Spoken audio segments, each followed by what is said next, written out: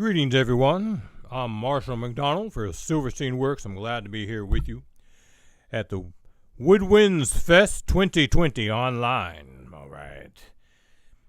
I started on classical clarinet at age 9, and that gave me a good background into moving over to saxophone and to the flute. So, the clarinet involves a lot of discipline with the fingerboard, and that was very helpful. One of the things that we really want to have when we play an instrument is have a good tone, a good sound to our instrument. And the way that we accomplish that is by playing long tones. Long tones are crucial to the wind instruments. So I used to play something like the root, fifth root quite often, like this.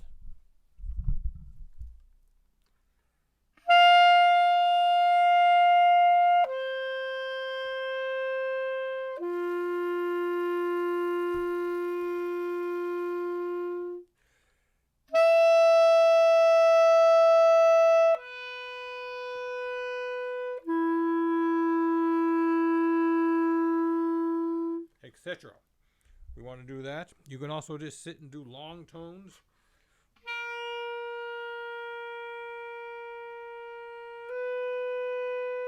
I can't stress that enough. Pushing from the diaphragm. Be aware of your throat and what you're doing at the reed. I'm summarizing, but it's quite complicated. Your diaphragm is one of your most important parts to support the wind stream. So, I've played a lot of lead alto over the years, and that's how a lot of people know me as the long-time association with Count Basie. And a lot of people ask me, how you play lead alto? And this is kind of what happened. Because of the clarinet, I was able to pick up the saxophone rather well, and I did a lot of classical studies on clarinet. So basically, I had a good sound on both instruments and a good sound on saxophone. I knew how to get around the saxophone, and I could read music very well. I played lead alto in high school, then lead alto at college, at Lafayette College, and then lead alto with Nathan Davis, University of Pittsburgh, and then around bands in town, because one cat told me, well, you got a good tone, you play in tune, and you can read music. But one thing you need to do is learn some Charlie Parker solos, which I agreed. So that's basically the secret in the beginning is to learn your instrument, to learn to play in tune, have a good sound. And if you want to play lead alto, then you start listening to lead alto players. You know, for me, I listened to, at the time, a lot of Johnny Hodges and Russell Procope. I listened to Jerome Richardson and Thad Jones. And, of course, I spent hours listening to the Count Basie Orchestra, the great Marshall Royal. So, when you want to play some jazz on the clarinet, I was listening to Benny Goodman and other things like that because I was playing with Lionel Hampton. And I wanted to mention today I am playing the Silverstein's Works Play-Nick clarinet mouthpiece, which is producing a very nice tone. Let's just look at some of the things we can do. We have Mood Indigo, the very famous tune that the Ellington Band played, which I got to play with him several times. And Barney Brigard, I believe, was on one of the first recordings. So you have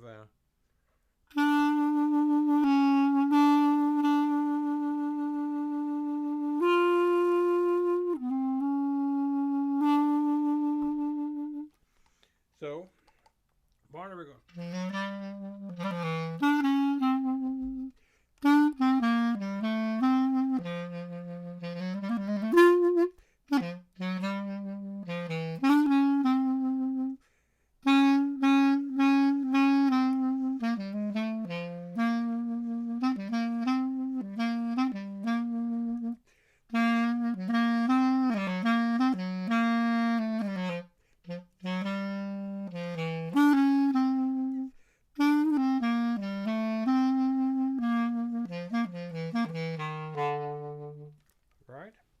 So, how does this relate to classical music?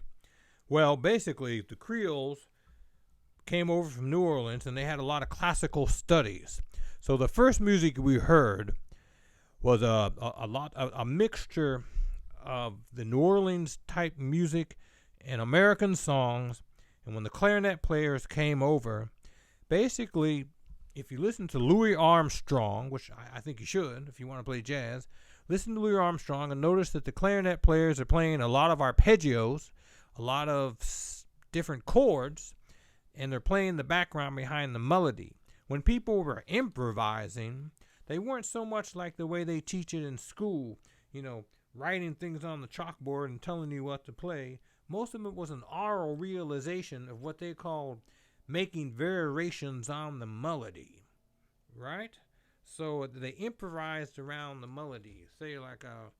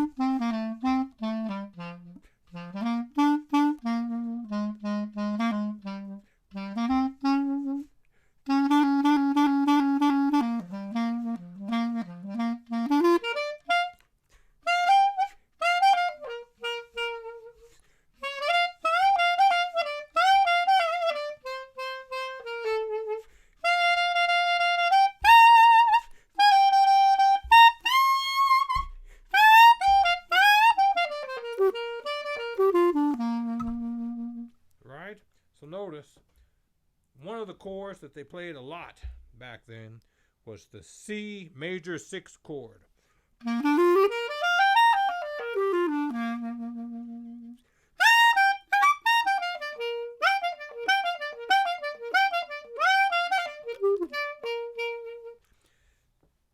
So what we were doing, how does this relate to our classical studies?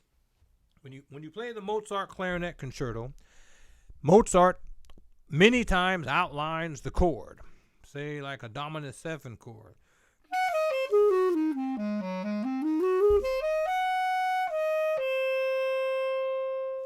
Right? Remember that?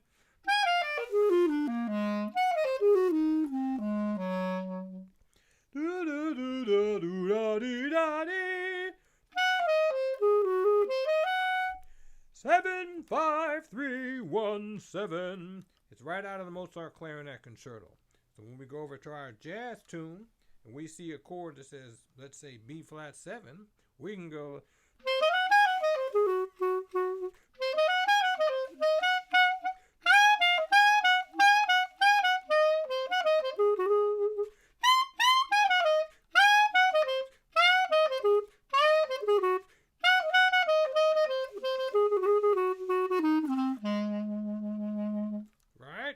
That's the beginning of Dixieland. So see, improvisation is not so hard.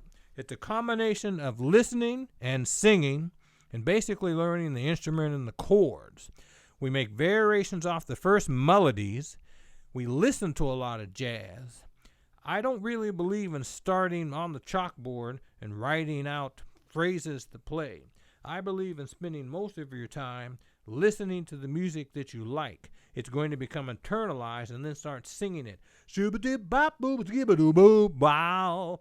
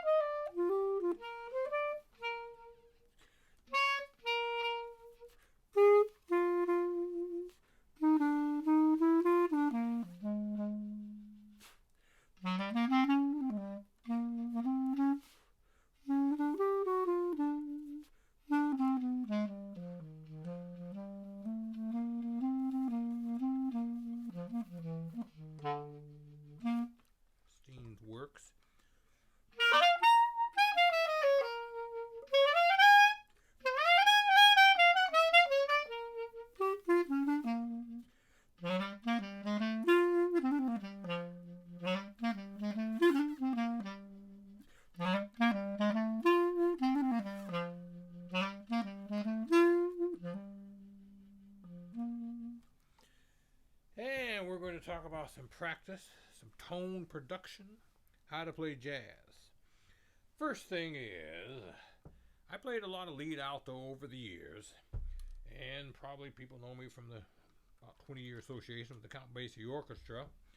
But the one thing that I want to tell people about playing lead alto or playing any part or anything you want to do is basically what you have to do is you have to learn to play your instrument. You have to learn to do scales and learn to do long tones and learn to produce a good sound. And you want to have a background.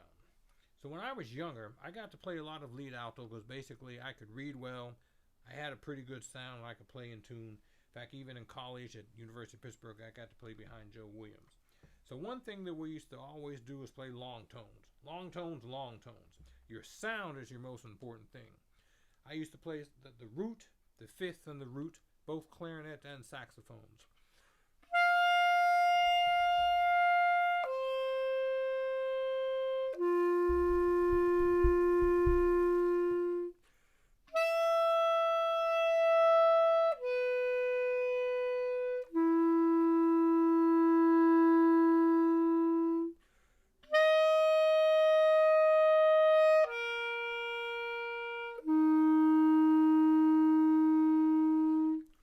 Do that for a long time, actually. That's very important, playing your long tones to get your good sound. Then you want to do different scale patterns. For instance, on clarinet and sax, I might have gone.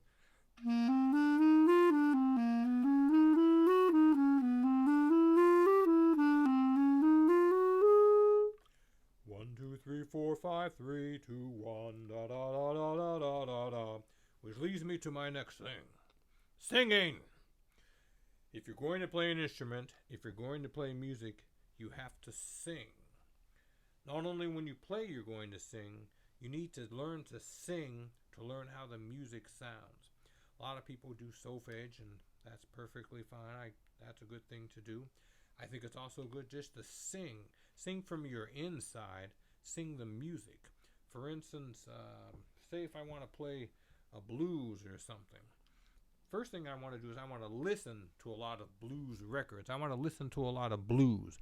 I want to hear a lot of jazz, right? So, after I listen to, say, let's say Charlie Parker for a while, I can pick off the Charlie Parker by ear. You know, what I mean by ear orally is transcribe the solo off the record. I want to learn how to play like Charlie Parker. So, hey, look at that. It's time for this part of the show. You know, like I've been watching Chick Corea on YouTube during COVID, and I kind of enjoy it because he's always got some notes, you know, and I understand how he feels, because sometimes there's so much in your mind about what you want to tell people. It's really just too much, so sometimes it's good to have an outline, and that's what I've done today. So we covered the idea of, I believe, learning your instrument and producing a good sound and playing in tune and learning how to read music, and all of that will lead you down different avenues where you want to go. So now I wanted to demonstrate certain ways of practicing scales. I would suggest certain books to play patterns. You know, at one time I used to practice 6 to 8 hours a day, young, and then I used to practice 8 hours in the 90s too.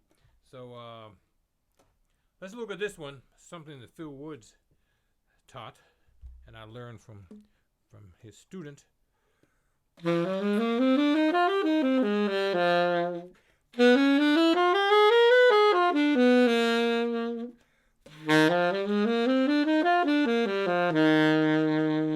Right?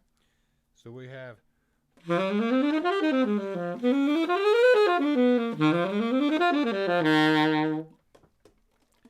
So that's an excellent pattern to practice and to get the sound of the 2-5-1.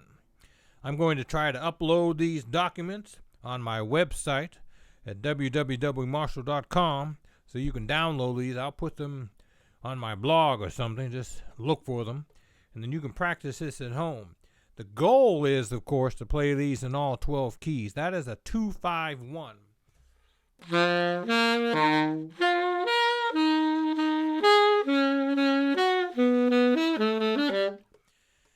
2-5-1 is just discussing the chord pattern in relationship to the tonic.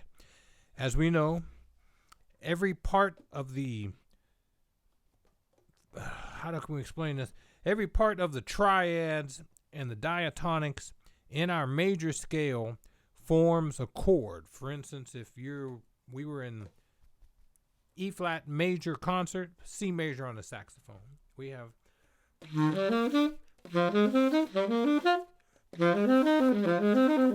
when you play on the 2 chord, as all of you know, you get a minor chord.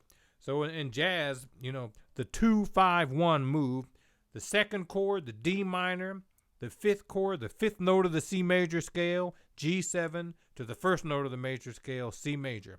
So again, 2-5-1 is not that complicated. It's the 2nd note in the scale off the 2nd note of C major in our case. The 5th note is the dominant chord, and C is the root. That's for the beginning students who want to learn some jazz and want to figure it out. I would suggest listening to some rock and roll, some R&B, some blues, because the blues is going to show you the 1-4-5 pattern in the blues, and you start to hear the 5. If you're going to church, you often hear the 5 chord in church. I mean,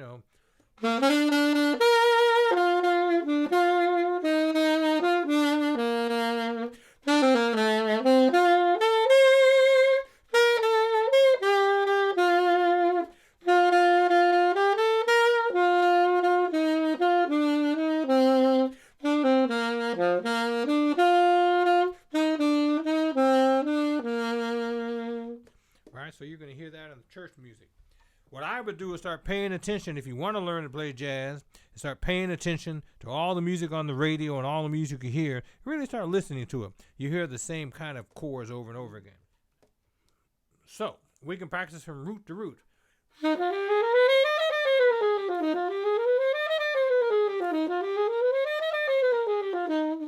We can start on the 5th.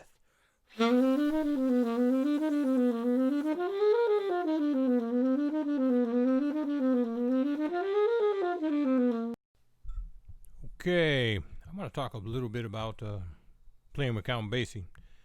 I know a lot of people probably really interested in that, and I was there a long time. I first subbed in the band in 1994. I became known as Big Band Guy. I played with Lionel Hampton, Illinois Jaquette, Charlie Persip, Big Band, Bobby Caldwell, Big Band.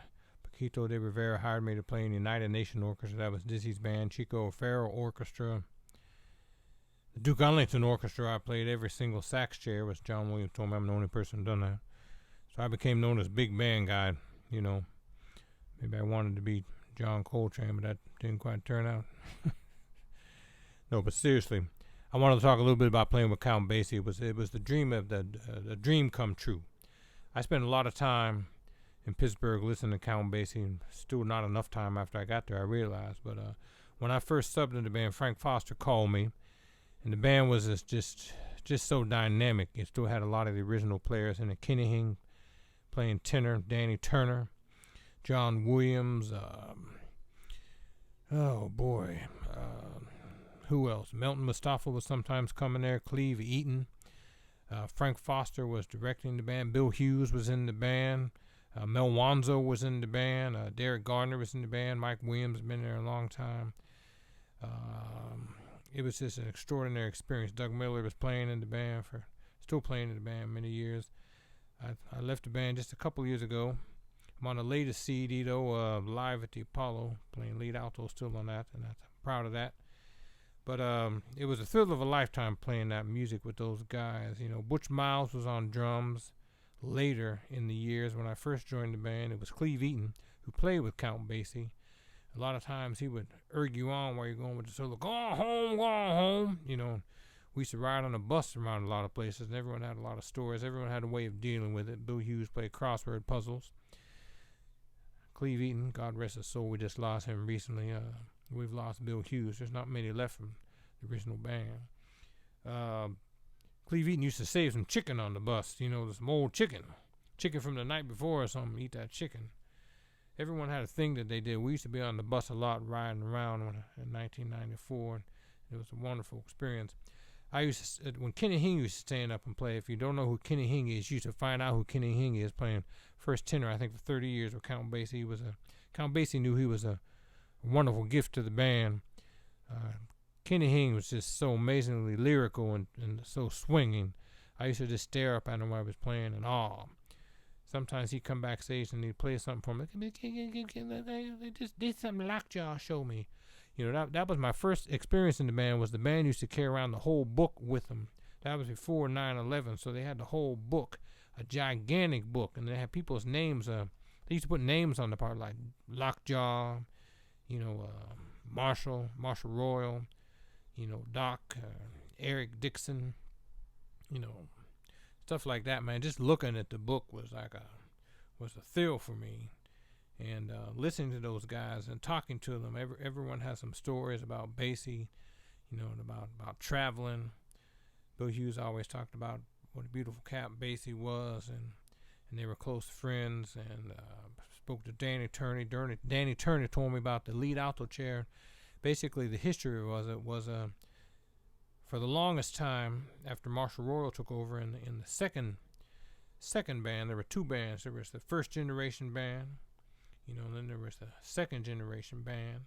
Marshall Royal played lead in the 50s, and traditionally the second alto player at one point moved over to the lead alto chair, and that started. Marshall had a long run, and then when Marshall left, Bobby Plater moved over to play lead alto. So all the years of him listening to Marshall, he brought that with him, but then played it his own way. Then Danny Turner came in.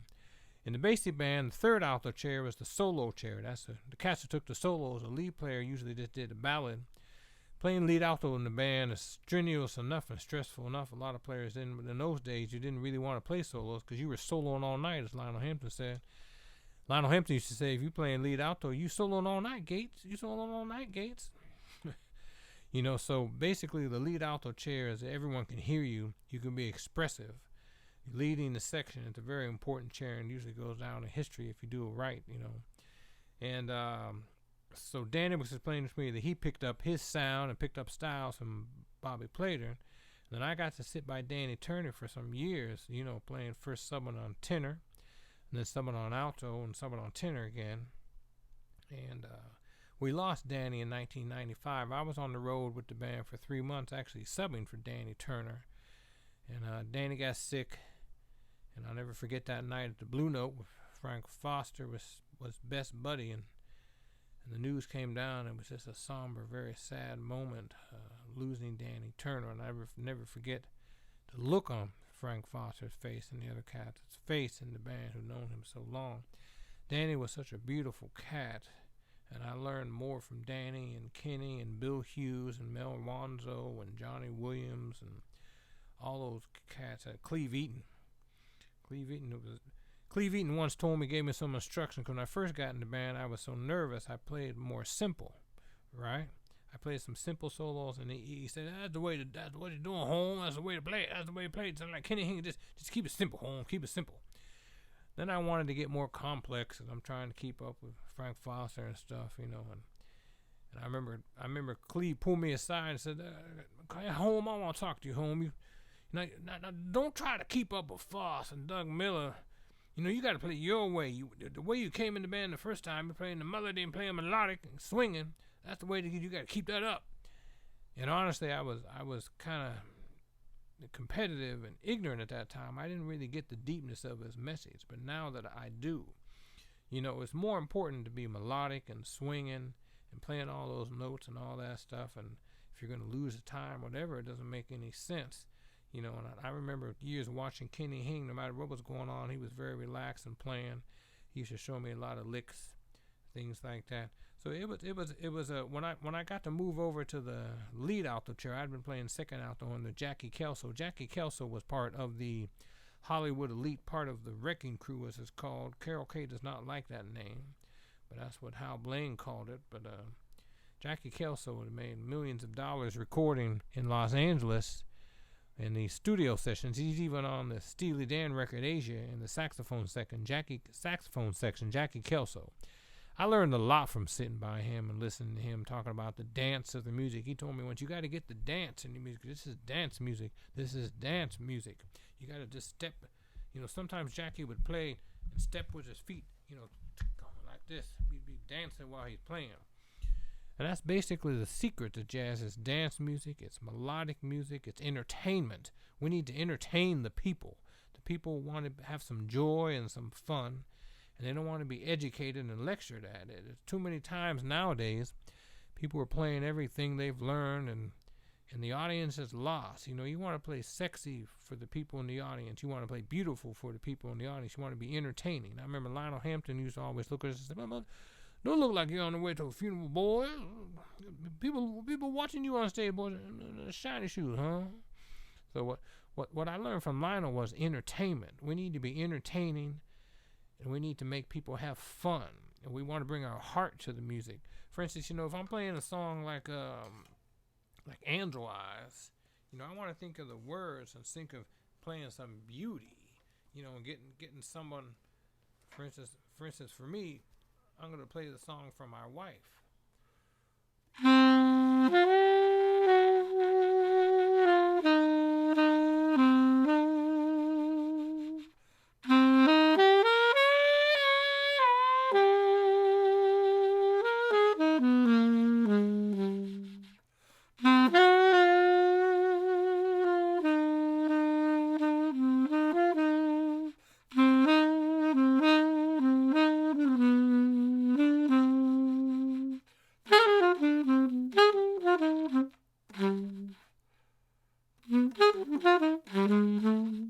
Right, so you want to get some of the melody. Think of angel eyes. You want to think about some words and want to sing.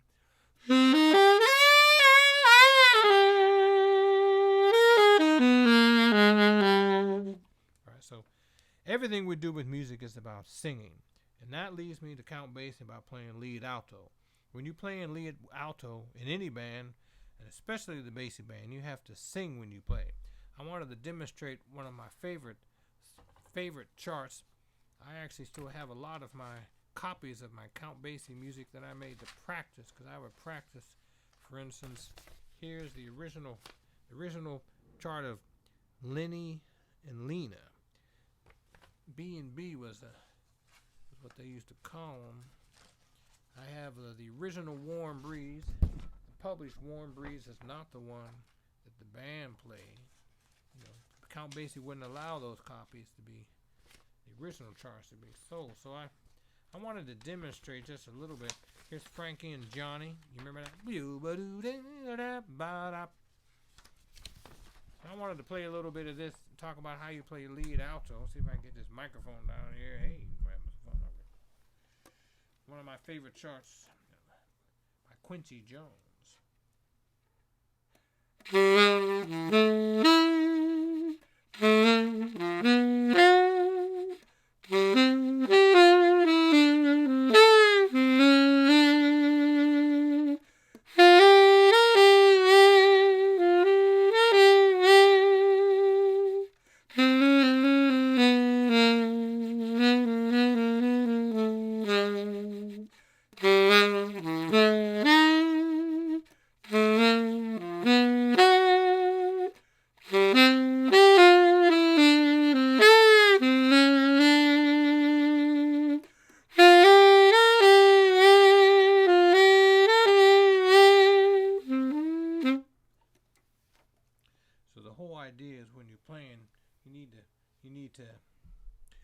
When you're playing, you need to emote, you need to sing, and you gotta have fun. Singing is the key. When